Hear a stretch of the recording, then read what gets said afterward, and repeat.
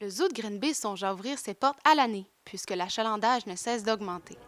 Cet hiver, le zoo a attiré des visiteurs occasionnels en plus de quelques 19 000 abonnés. Selon l'enseignante Noémie Sénécal-Pontbriand, ce projet permettra à tous de profiter du zoo pendant les 4 saisons. Je suis venue quand j'étais toute petite avec mon frère, mes parents. Désormais, j'apporte mes propres enfants, donc c'est super intéressant. On retrouve des glissades, patinoires. Donc, on a remarqué également que l'hiver, les animaux sont plus actifs.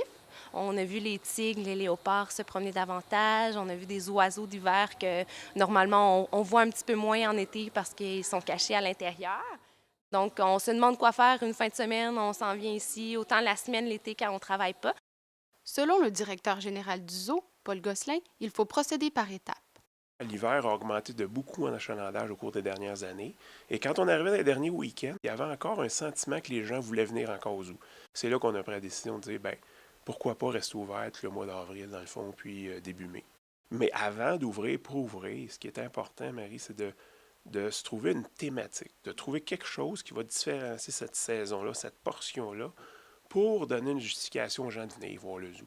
Selon le maire de Green Bay, l'ouverture à l'année serait profitable pour la ville. Actuellement, la Haute-Yamaska, on reçoit à peu près 2 millions de touristes par année, mais elle est très, très condensée entre le mois de mai et début septembre.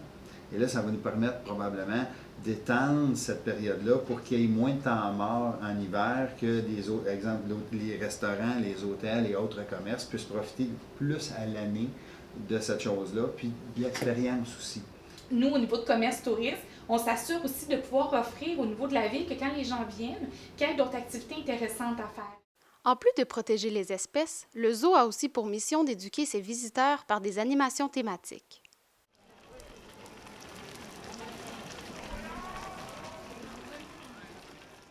Le parc zoologique demeure l'activité économique et touristique principale de la ville de Green Bay. À la demande du public, la direction générale étudie sérieusement la possibilité d'ouvrir le zoo à l'année, très bientôt, et ce, pour le bonheur des visiteurs. Ici Marie Boulet-Côté pour l'Exemplaire.